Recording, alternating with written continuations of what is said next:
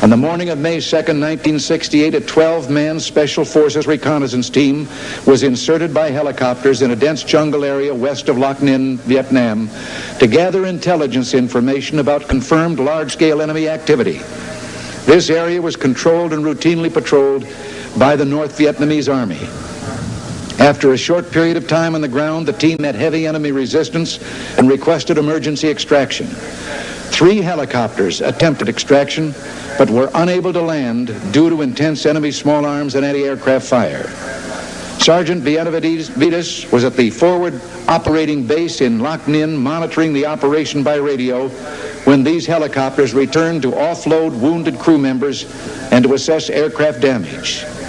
Sergeant Benavidez voluntarily boarded a returning aircraft to assist in another extraction attempt.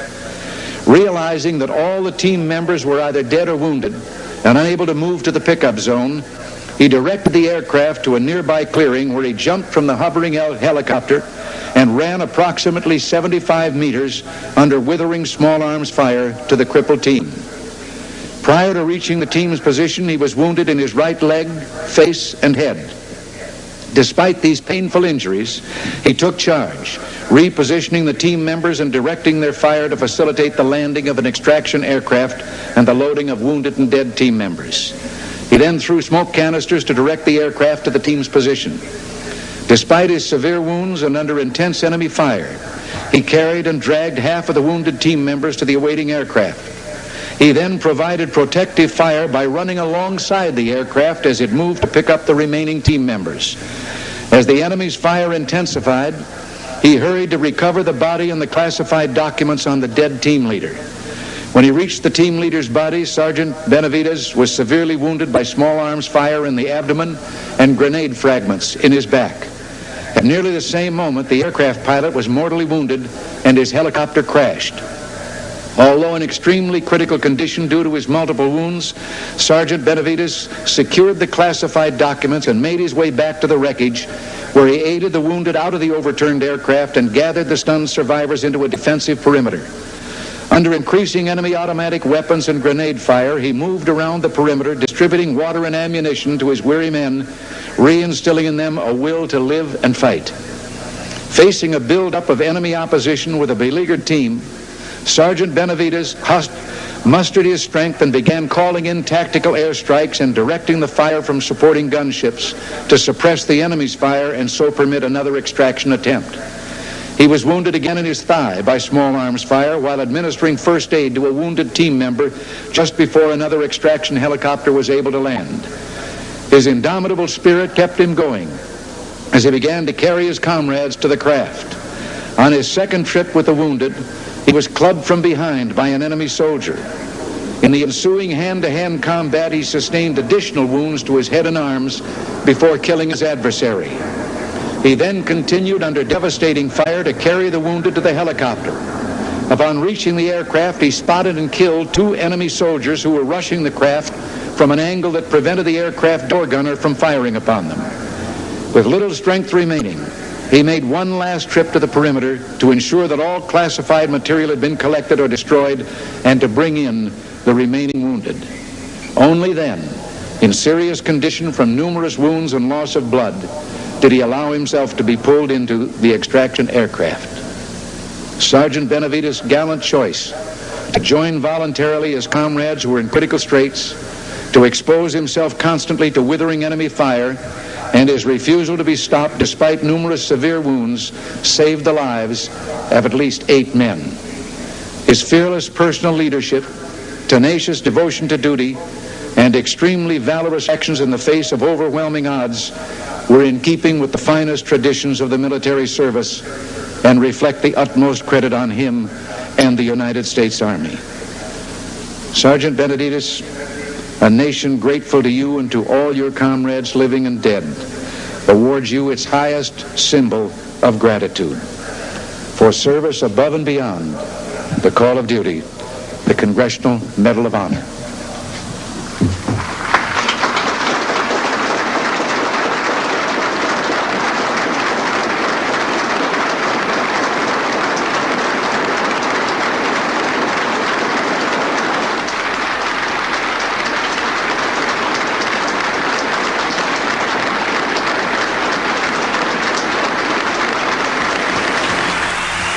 Thank you. Thank you very much. Thank you. Thank you.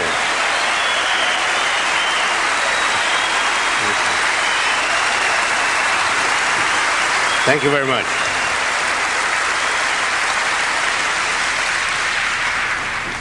Muchas gracias, like I say in Spanish, in German, Dankeschön, in Japanese, arigato ne, and in French, merci beaucoup. Thank you very much. I don't speak those languages fluently, but I'll never get lost in those countries if I ever go there. Thank you very much to the $1 Million Roundtable for inviting me to come and be along with these other eloquent speakers. I come from a little town named Cuero, Texas. I was born there, the turkey capital of the world.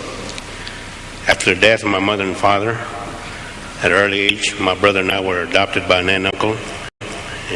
We moved to El Campo, Texas, a town southwest of Houston, about an hour and a half. I was raised there. I went to school there.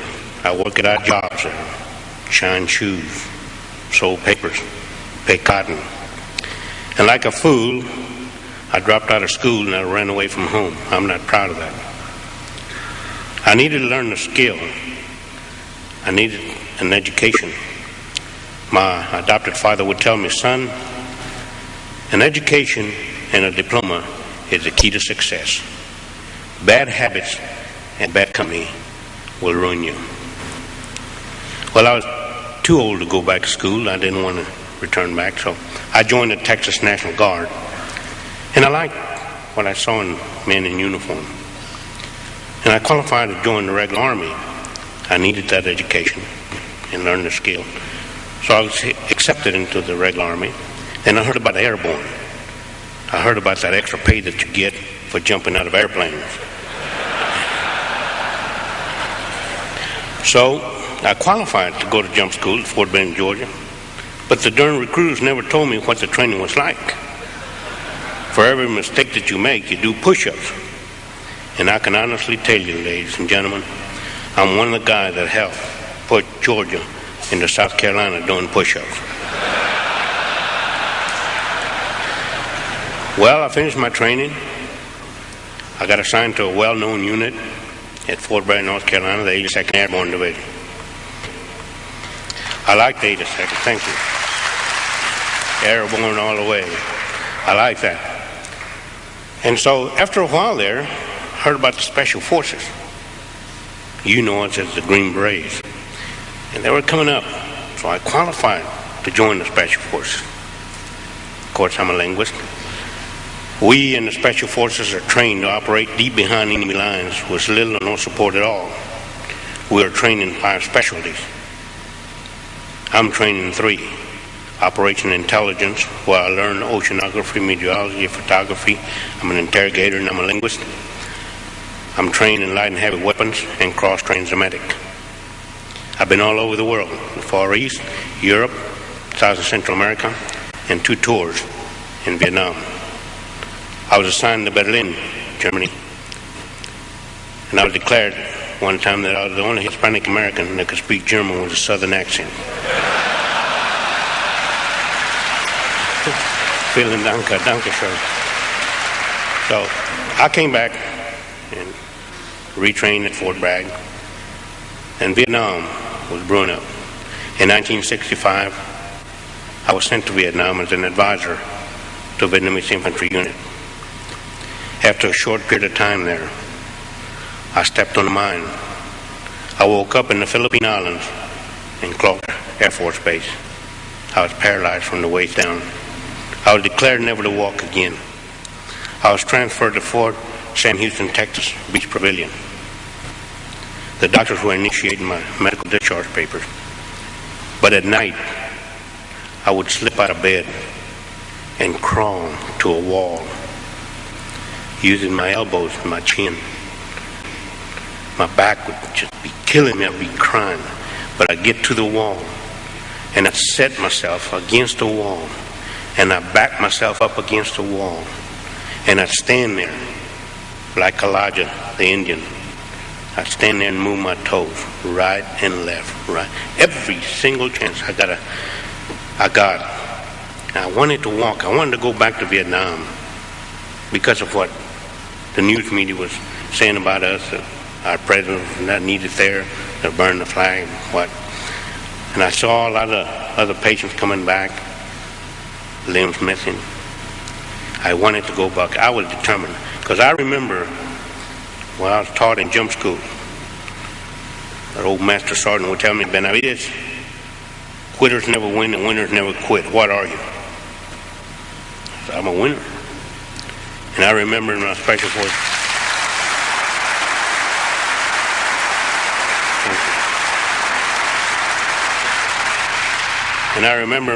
forces, training, one of the training missions that I was on, I remember that my leader would tell me, faith, determination, and a positive attitude. A positive attitude will carry you further than ability. You can do it, Benavidez. You can do it. I never forgot those 3 words. Never. So there I was at night. I'd slip out of bed. The nurses would catch me sometime.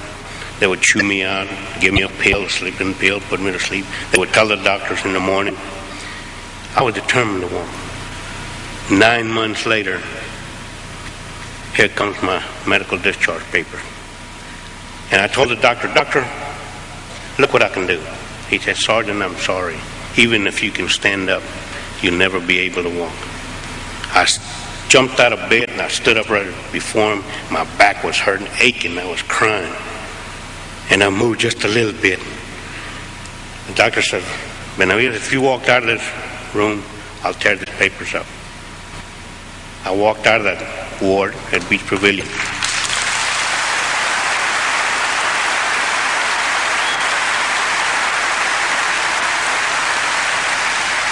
I walked out with a limp. I went back to Fort Bragg, North Carolina. I started my therapy again, running 5 or 10 miles a day, doing 50, 100 push-ups. And I made 3 parachute jumps in one day. I was ready to go back to Vietnam, physically and mentally ready to go back. My orders were to go to Central America as an advisor, but being a non-commissioned officer and knowing some of the good officers in the right places, my orders were diverted. So I went back to Vietnam in 1968. The latter part of April, I was inserted, my buddy and I, to gather intelligence information behind enemy lines. After 2 days on the ground, my buddy was shot through the eye, the back, and legs. Our mission was completed, but I didn't want to leave my buddy behind. I called in for an extraction helicopter to come and get us out. They came in with the McGuire rig. McGuire rig is nothing but a piece of rope, nylon rope with a hook. In this case, there was 2 ropes. We hooked on, the enemy was firing at us. We pulled up, going up through the canopy of the jungle. Our rope started to twist and rub. You know, nylon, it burns when it rubs.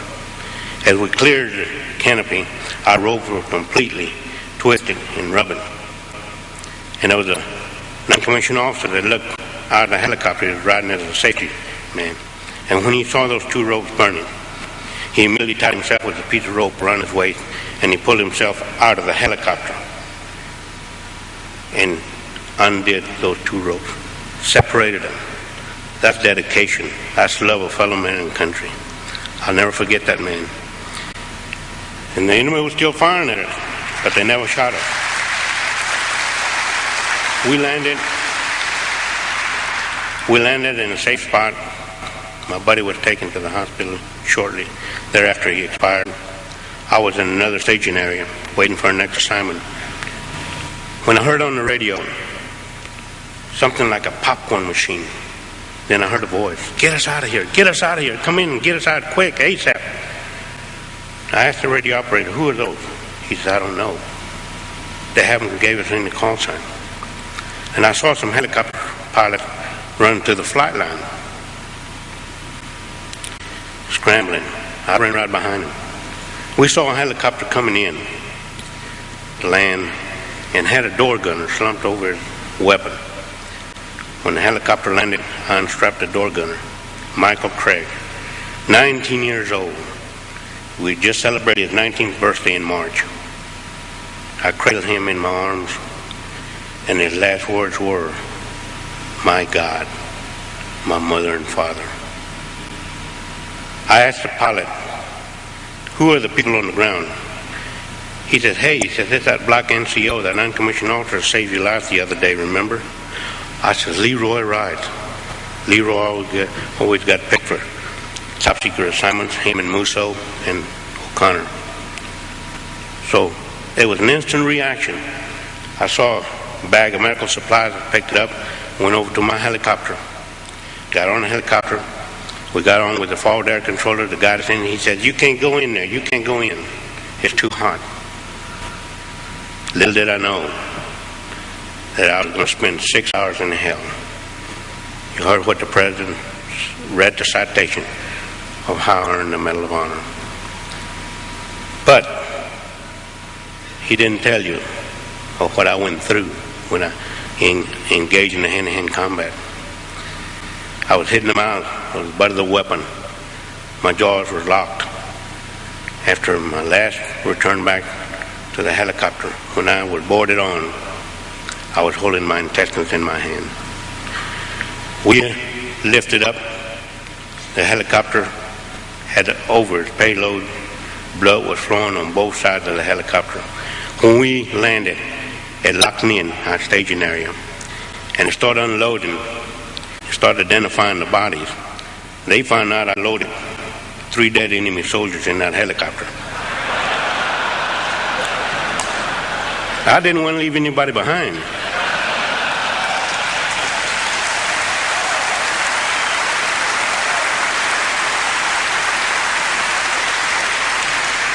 My mission was to recover the classified material, so if anybody had it, he was on the helicopter. So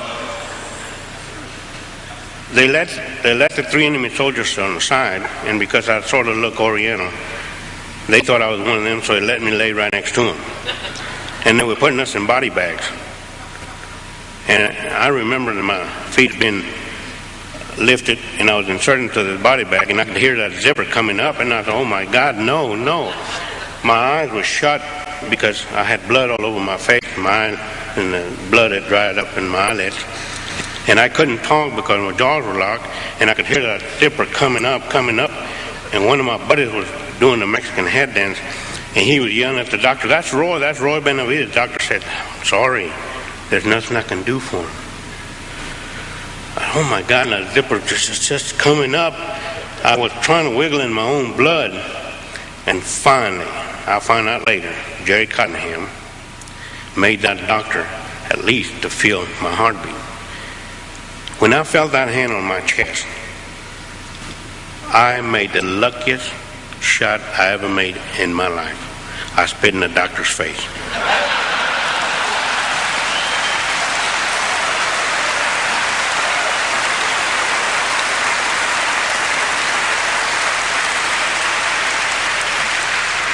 So the doctor says, "I think he'll make it." So I was cleaned up, put in a helicopter, alongside with my buddy, one of the guys that I had saved. We got airborne. And I just said to myself, "Hold on, buddy, just hold on. We're going to get some medical attention." And his grip tightened up on me. And then he let go. I said, "Oh God, why do you put me through this test? Why? You helped me get these men out, save them, save this material, and now you take them away from me. Why?" And I was crying, I was moving so much that the co-pilot, he happened to look back, and he thought that I was gasping for air, so he gets out of his seat, get his bayonet out, and he's going to do a track on me, and I'm about to kick him out of the helicopter. That's just too much for one day.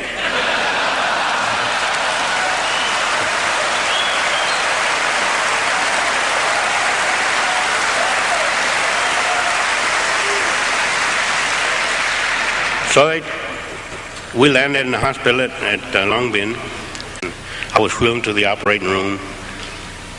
And as I was being lifted to my operating table, I saw this nurse on her hands and knees crying, yelling, asking God, Why do you do this to these men? Why? Just crying. And as I turned a little bit to my left, I saw on the other operating table a man that had both legs and both arms missing. I passed out. I woke up in the ward. One of my buddies was laying next to me. We were so bandaged up, we couldn't talk. We used to wiggle our toes to make sure that we were still alive. After a short while, my buddy was transferred from there, and I thought he had died. I was transferred to Japan, Tachikawa, and the airplane that I was flying in medevac, we lost 2 men. And I remember this nurse kept yelling at me, "Benavidez, you're not going to die on me. I'm going to pinch you every time you close your eyes. I'm going to pinch you, I'm going to pinch you." Boy, she kept pinching me. When I got to Tachikawa, when I got to Japan, and they wheeled me into the operating room, they disrobed me again. I remember the doctor, I heard him say, "What in the world happened to you?"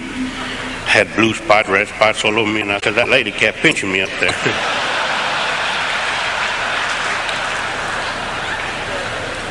So after I went back to Fort Sam Houston, the Beach Pavilion,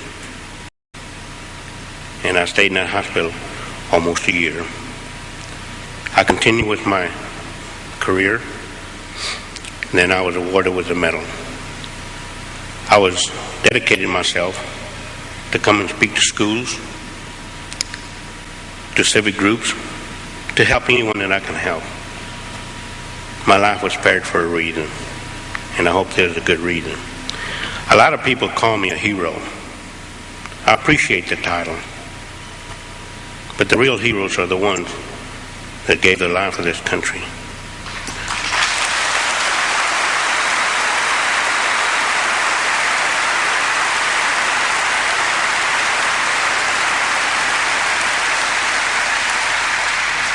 The real heroes are our wives, our mothers.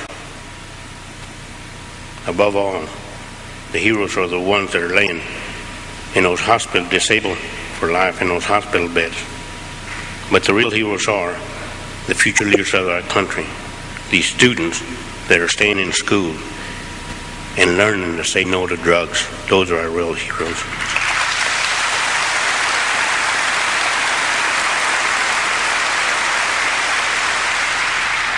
You know, there's a saying among us veterans, for those that had fought for it, life has a special flavor. The protected will never know. You have never lived till you almost died. And it is us veterans that pray for peace, most of all, especially the wounded, because we have to suffer the wounds of war. I'm asked hundreds of times, would you do it over again? In my 25 years in the military, I feel like I've been overpaid for the service to my country. There'll never be enough paper to print the money, nor enough gold in Fort Knox for me to have to keep from doing what I did. I'm proud to be an American, and even prouder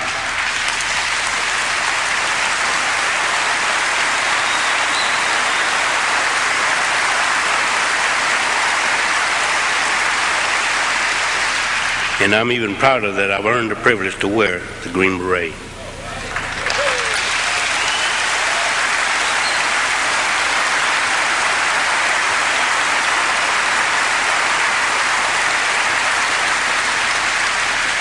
I live by the motto of duty, honor, country. Ladies and gentlemen, thank you very much. Thank you. God bless you, and God bless America.